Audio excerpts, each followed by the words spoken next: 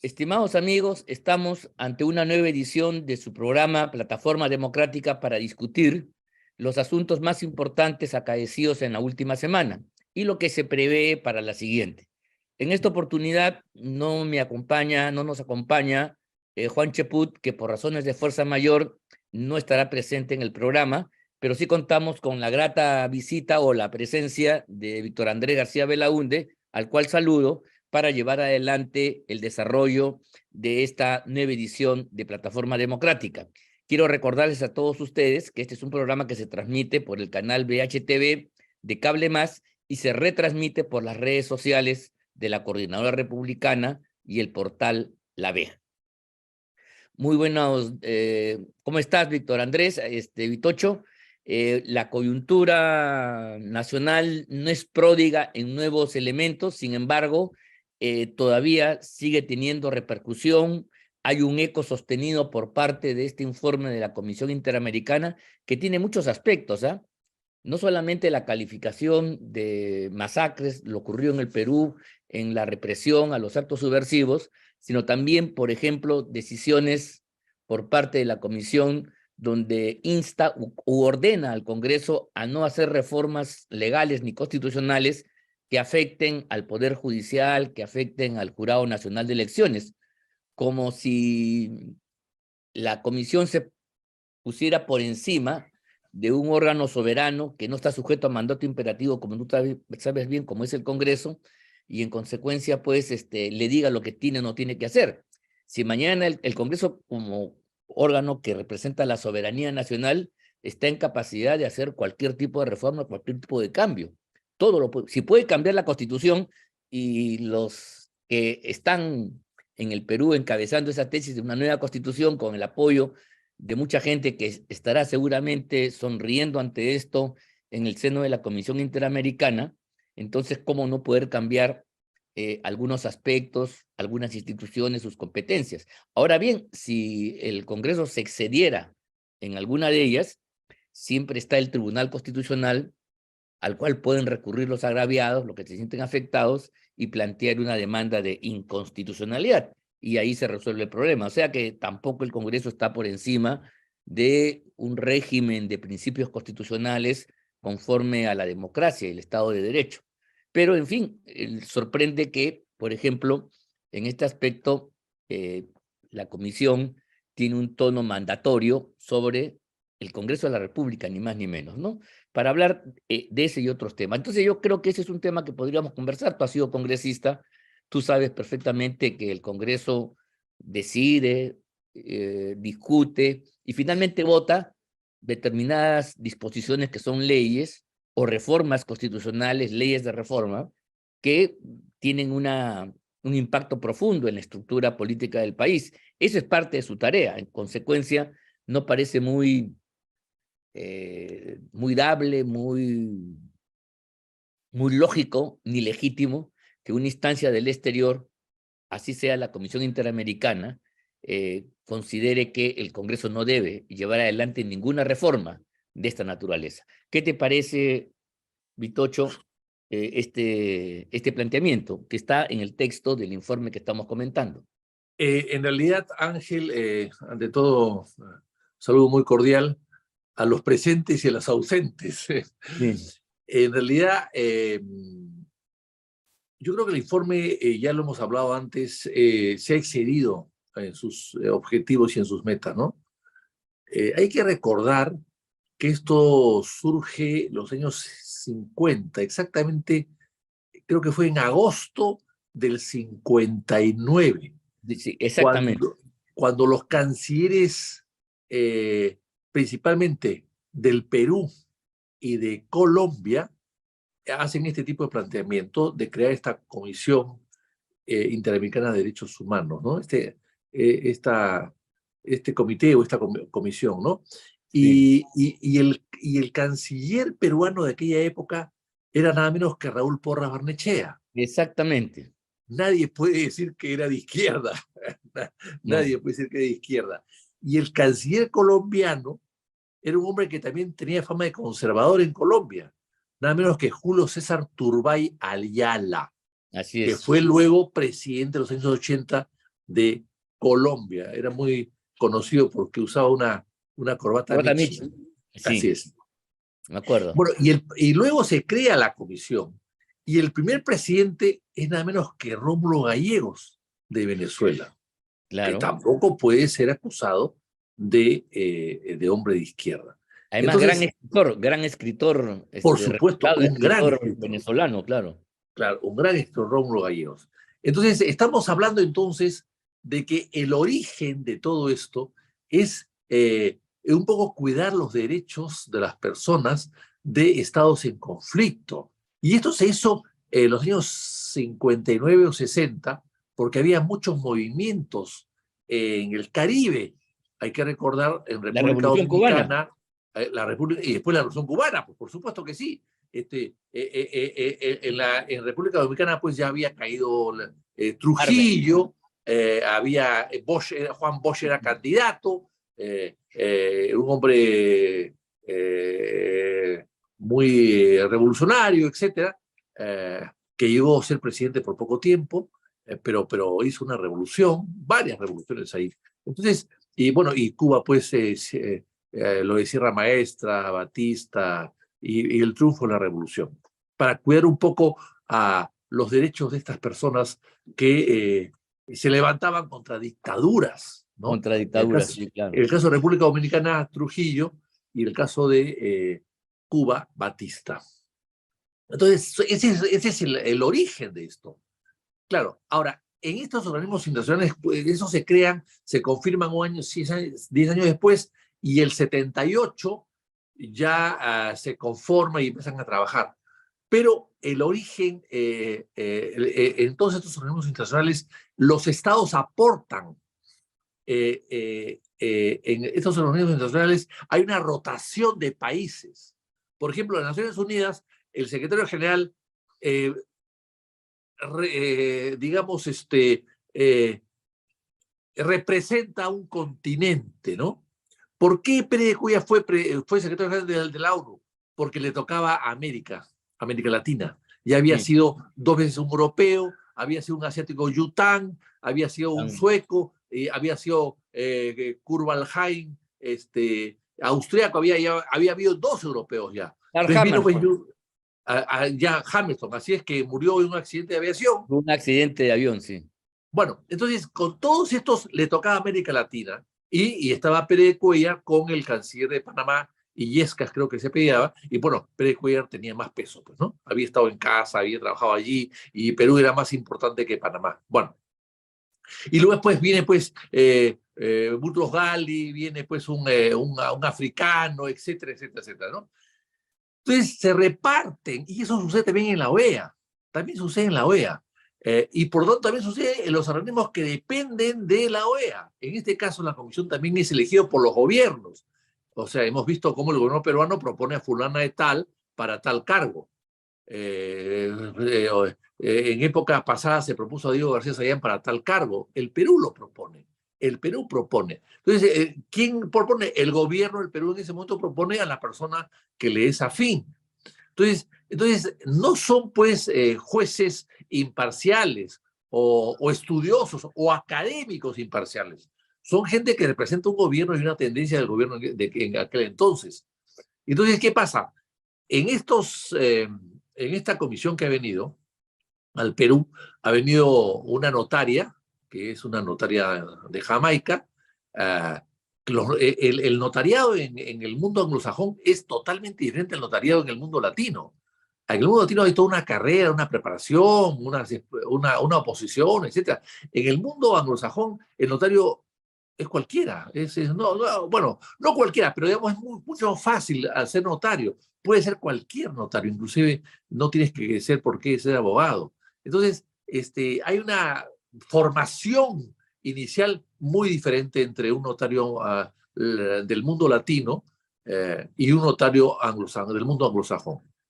Y en Jamaica, finalmente, eso es el origen anglosajón. Entonces, el informe está sesgado de incultura y de sesgo político, ¿no? Decir que en el Perú se han reprimido las cosas en Puno porque ha habido racismo, en el Perú nunca ha habido apartheid, nunca. Nunca Nunca había vi ido. una tragedia. Nunca vi una tragedia. Y además, los soldados que han muerto son tan aymarás como los que han atacado. Entonces, yo creo que aquí, y después, toma en cuenta este informe cosas que no tienen nada que ver con los derechos humanos o el tema vinculado a las revueltas. Por ejemplo, los royalties que se pagan, los el royalties que se pagan en la minería o la extracción. Dice que es un país extractivista. Yo no dudo que eso algo de Es una verdad puede condena, ser. pero eso es un juicio político sobre el desarrollo económico del Perú. Eso yo creo que eso, de ahí a los derechos humanos hay un salto lógico, salvo que tú creas pues en esa tesis marxista que el desarrollo capitalista genera pues opresión por sí. Entonces, bueno, si estamos en Claro, eso, quizás. claro. O sea, yo creo que el Perú puede tener algo de extractivista. Creo que el Perú no ha hecho muchos esfuerzos por transformar su materia prima que se saca de la tierra, de los Andes, a producto terminado y exportarlo con un valor agregado. Eso creo que no se ha hecho mucho, o se ha hecho poco, o no se ha avanzado mucho. En eso estamos de acuerdo, pero ¿qué tiene que ver eso con los líos del 7 de diciembre? Así es. Y con la muerte de soldados, de policías, de transeúntes, de violentistas, qué sé yo, todo lo que ha pasado en esas semanas. Entonces, yo creo que es un informe totalmente sesgado, equivocado e ignorante. Y con juicios absurdos. Decir que el Congreso no tiene legitimidad porque tiene poca popularidad, eso no le corresponde decirlo a ellos. No le corresponde decirlo a ellos. Entonces, yo creo que aquí ha habido un total exceso y ha habido personas nombradas totalmente inadecuadas, de muy bajo nivel y de otra realidad, que vienen de otra realidad. Entonces yo creo que ese informe no es lo que hemos creado. Ahora, lo que pasa es que el gobierno ha reaccionado muy mal también, Mm. porque no ha explicado exactamente lo que ha pasado, no se sabe cuántas muertes son, si son 48, 58 o más de 60, y quiénes han muerto atacando a las Fuerzas Armadas y quiénes son los transeúntes que han muerto. Esa diferenciación tampoco se ha hecho, no se ha profundizado, no se ha investigado, no se ha entrevistado con todos. Y eso también es parte de la incapacidad de estos señores que han venido aquí a gozar de la gastronomía peruana y a escribir tonterías. Pero en Sí, fin, pero, totalmente de acuerdo. pero de todas maneras eso significa que el gobierno no ha reaccionado adecuadamente. Y luego tenemos al gobierno que se lava las manos y que dice que yo tengo mando pero no comando. Bueno, son disquisiciones semánticas que no se entienden, ¿no? Yo entiendo que la señora Boluarte no ha estado en las calles de Puno disparando, ni perdigones, ni nada. Es cierto, pudo haberlo hecho y nadie se lo ponía. Pudo haberlo hecho, en todo caso. O sea, tenía facultades para hacerlo si hubiese querido. No lo hace, por supuesto que no, pero No, nadie hubiese impedido que lo haga. Hay que diferenciar acá lo que es la violencia y lo que es la fuerza. El uso de la violencia la hacen los violentistas, ¿no? La gente que quiere atacar al Estado. El uso de la fuerza la hace las fuerzas del orden. Ahora, ¿que ha habido excesos? Sí, probablemente que sí. Sí. No, si no hubiese habido excesos, no podemos explicar muchas de las muertes que han pasado. Pero hay que encapsular los excesos, identificarlos y castigar a los que se han excedido. Evidentemente, a una persona, como hemos visto en Lima, que dispara una bomba lacrimógena y que acaba muerto una persona, bueno, pues nadie puede pensar que ha habido un asesinato, una masacre, hay una ejecución, ¿no? extrajudicial. No, pues eso no, había una Sí, muerte, lógicamente el tipo actuó mal, disparó mal, se le fue la puntería, pero pero no se puede eso decir no que es había una una ejecución, pues ejecución. claro, Eso claro. no es Hay un que, asesinato, ¿no? así Es una, es una mala, en fin, ejecutó mala tarea encargada, así ¿no? es. O sea, lo que ella debe decir es, señores, yo recuerdo al presidente Belaúnde en el falso Paquilla, que dio la orden de atacar y que desalojara a los ecuatorianos del falso Paquilla, y el Belaúnde dio la orden. Ahora, ¿cómo se disparaba? ¿Cómo se usaban los helicópteros, los aviones, qué sé yo, las bombas? Eso ya no es cosa de él, evidentemente él lo ordenó, pero fue hasta el lugar de los hechos a verificar qué cosa había pasado y premió a los que habían actuado bien y bueno, y se abstuvo de hacerlo a los que no habían actuado bien. Pero el presidente tiene que asumir responsabilidades, sobre todo políticas, más que todo políticas, y eso es lo que no se ha hecho. Yo creo que eso denigra a la función presidencial y le quita autoridad, respaldo y credibilidad y confianza a las Fuerzas Armadas. Y eso creo que sí es muy peligroso en una democracia, ¿no? Sí, Sobre todo una persona como ella, que no tiene partido, que no tiene bancada, que está bastante sola y aislada y que le debe mucho a la Fuerza Armada, que al no respetar las decisiones del señor Castillo, ella se fue directamente beneficiada porque la Fuerza Armada tuvo el acierto, el tino, la obligación, el derecho de respaldar a la Constitución y por tanto la respaldó a ella, la está así es, respaldando a ella, ¿no? así es. Entonces ante eso me parece que sería absurdo que esté pensando en otra cosa y actuando de otra manera, ¿no? Sin duda, esa desobediencia de las Fuerzas Armadas ante su comandante general de entonces, Castillo, fue clave.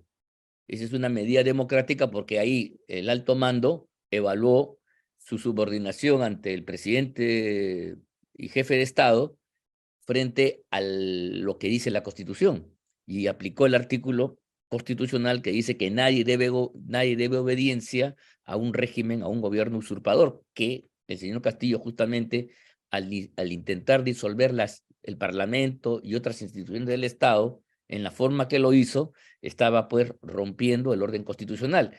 Ese juicio lo hizo el alto mando, desobedeció la orden de Castillo de cerrar el Parlamento y gracias a eso la señora Boluarte efectivamente está. Y el hecho que quite cuerpo ahora no es muy elegante, para decirlo de alguna manera sencilla y fácil, inclusive hasta amable, porque eso tiene otro nombre en este tipo de actuaciones que implican no asumir responsabilidad y pasársela a otro así alegremente. Entonces sí, Pero, pero sí, además hay algo más, Ángel. sí. Esto ha servido para que hoy día o ayer, el señor Castillo diga que él no ha dado ningún golpe de Estado porque no tiene ni siquiera un cortador de uñas, Sí, dijo eso, sí. ¿no es Pero es que cierto? ahí hay un error, pues, ¿no? El error es de que el jefe de Estado cuando habla, y sobre todo a través de un formato totalmente protocolar y solemne, hace una declaración, está expresando una voluntad. La voluntad de una autoridad cualquiera, sobre todo el presidente, genera un hecho, genera un acto jurídico, es una decisión, es una orden que tiene consecuencias y está dirigida a un conjunto de subordinados para que se aplique. Es en ese momento en que se produce la rebelión. Ahora, los destinatarios de la orden pueden pues hacerle caso o no hacerle caso. Si le hubieran hecho caso, estaríamos ante un golpe de Estado perfeccionado. Pero en esta oportunidad no hicieron caso, desobedecieron. Y al desobedecer, entonces se restableció el Estado de Derecho y la señora Boluarte pudo, horas más tarde, asumir la presidencia de la República, luego de la vacancia de Castillo. Entonces, sí, efectivamente, se produjo la rebelión en el momento en que se expresa la voluntad. Es esa orden, que no es solamente la opinión, porque si fuera la opinión de cualquier otro, de un ciudadano que no tiene autoridad, que no tiene potestas, entonces sí es un punto de vista que se censura, se aclara, pero no vincula a nadie, ¿no? En cambio, cuando el jefe de Estado dice hay que cerrar el Congreso, entonces, Mensaje presidencial, además.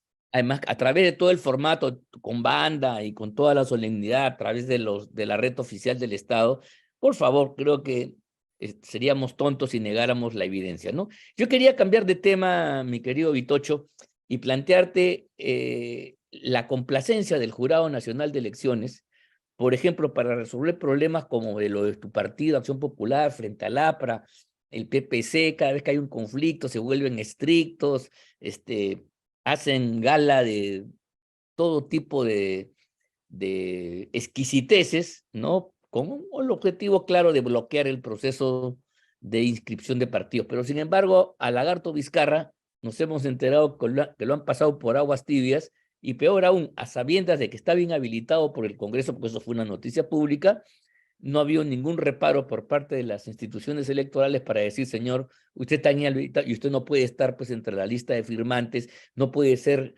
jefe de este partido, ni mucho menos.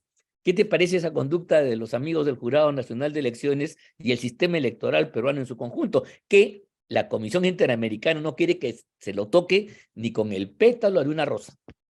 Eso último que he dicho me parece lo más nefasto, la mejor prueba de que hay un contubernio allí, ¿no? Que el jurado, perdón, que el informe de la comisión que llegó al Perú lo mencione y diga, esto no se puede tocar. No, no, no, es que tienen que ver ellos con los derechos humanos, ¿qué tienen que ver con las muertes que han pasado el jurado? Ahora, yo creo que lo siguiente, me parece que el jurado necesita hace tiempo una reforma. El señor Salas Arenas ha destruido la imagen del jurado, que fue una imagen que ha ido en el tiempo fortaleciéndose.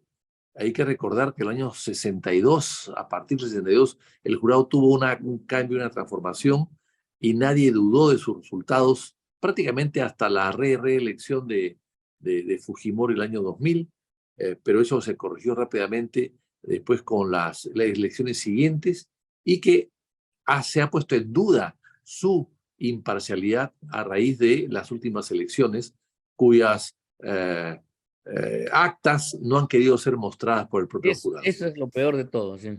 Y se ha negado. Y con un señor como Salas Arenas que niega todo y que se opone a todo. Aquí hay un problema, hay varios problemas. En primer lugar, no puede haber un juez supremo activo como presidente del jurado. O sea, no puede ser un señor que es juez activo, que no está jubilado, que no está cesante, y que va a regresar a la Suprema cuando acabe su función.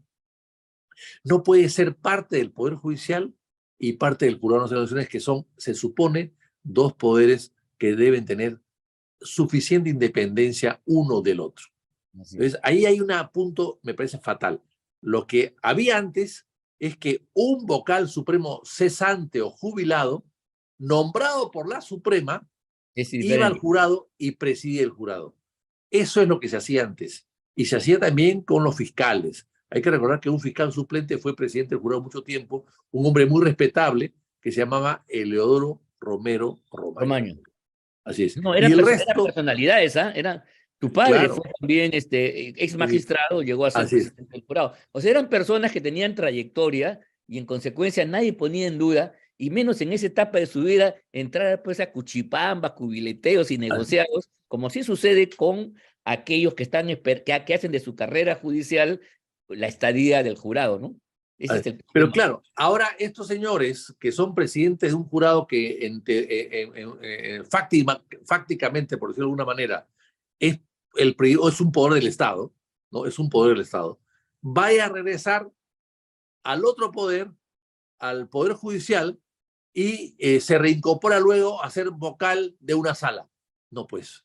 No, y si mañana hubiera una denuncia por inconductas, teóricamente los jueces, y entre ellos él, tendría que ver el caso. Claro, tendrá que inhibirse, pero son sus jueces los que van a resolver su caso. Y Otorongo no come Otorongo en el Poder Legislativo, en el Poder Judicial, y también a veces en la Fiscalía y en otros poderes del Estado. Entonces, ahí eso parte mal redactado. Creo que es un tema de la redacción de la propia Constitución que no precisa eso. Antes sí era así, ahora no es así. Yo creo que ahí hay un tema. El segundo tema es que este señor no es un superpoder, no está por encima de nadie. El Congreso cita a ministros, cita a presidentes de poderes, cita y entrevista inclusive al jefe del Estado. ¿Por qué no puede ir el presidente del jurado? O sea, sí va para sostener su presupuesto ante la Comisión de Fiscalización. Para eso sí va. El primerito va y exige y pide al Congreso que le asignen tal presupuesto para el jurado. Pero no quiere rendir cuentas. No puede ir a informar qué está pasando. Nadie lo va a censurar. No está sujeto a censura alguna. Simplemente a informarle no al Congreso, sino a la ciudadanía a través del Congreso. A la ciudadanía a informar al pueblo peruano a través del Congreso, que son recipiendarios de la voluntad popular, que son elegidos por el pueblo. Él no ha sido elegido por el pueblo. El señor Salas Arenas no ha sido elegido por el pueblo. Entonces no puede ir a informar simplemente lo que está pasando. nadie lo va a censurar. No hay censura para el presidente del jurado. Podrá haber una acusación constitucional más adelante, pero Claro, no hay por eso está. censura. A informar, o sea, me parece que no solamente hay una falta de cortesía, Además han sino hay ido, un...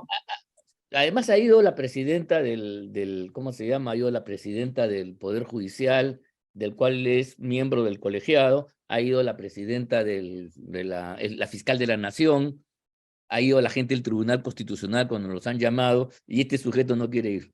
Así es. Entonces, ¿dónde están los contrapesos del Estado?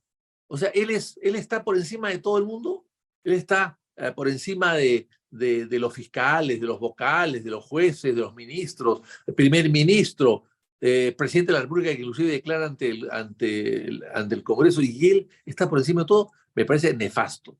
Me parece nefasto. Yo lo hubiese acusado constitucionalmente hace mucho tiempo, no por no ir, sino por lo que está pasando antes. Quizás él no quiera estar sentado allí para tener que responder por actos pasados, que no tiene por qué hacerlo. Pero claro, Además, no le gusta que le pregunten nada. Entonces, me además parece es que más es... fácil, ¿ah? Los miembros del jurado no tienen la prerrogativa de la inmunidad, o sea, no están en la lista de los funcionarios aforados. Ahora, claro, él en Él tanto. sí, pues porque él fue supremo. Porque él es vocal supremo, efectivamente. Pero por ambas o por bancas, o sea, yo creo que ahí se ha producido un desacato, se ha producido una desobediencia, no está cumpliendo su deber y en consecuencia yo sí creo que debería el Congreso de la República protocolizar una denuncia ante la Fiscalía de la Nación para que investigue y eventualmente acuse a este personaje que no está cumpliendo sus deberes de función que están establecidos en la propia Constitución. Mira, Claro, el hecho, o sea, hasta los alcaldes tienen que ir así es. Así es.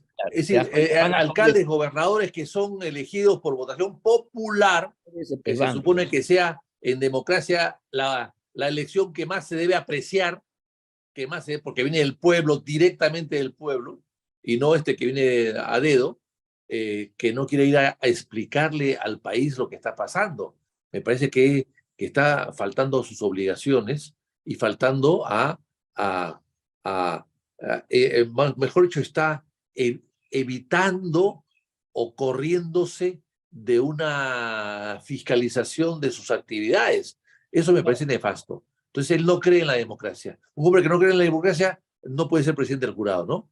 Porque No, el no, jurado claro. es el instrumento ideal, adecuado, constitucional para poder implementar la democracia y desarrollarla y activarla y mantenerla viva y vigente. Entonces, si no puede hacer eso, ¿qué hace allí, no? Yo creo que es fatal.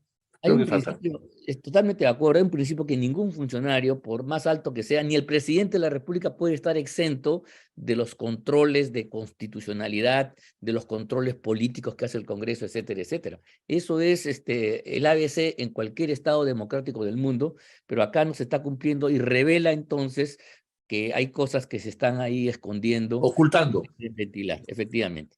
Mira Sí, tú, claro.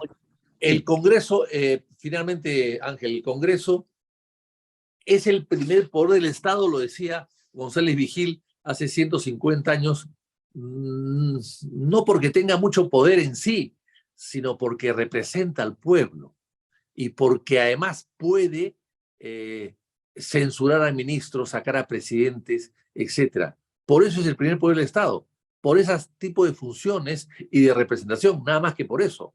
No puede ser otra cosa, no puede ser un puente, no puede ser una escuela, no puede así ser es. un hospital, pero sí puede censurar a ministros y Claro. vacar al presidente de la República. Entonces, Es el que hace el por eso es gran el que, control político de todos los organismos, primero de las grandes autoridades de los tres poderes, pero también de otras instancias autónomas que están en la Constitución y que además, justamente por su autonomía, no tendrían cómo ser controladas, ¿no? Entonces, ahí es donde interviene el Congreso, y si el Congreso haya responsabilidad penal, hace la denuncia y recién claro, interviene, mira tú, la Fiscalía y el Poder Judicial.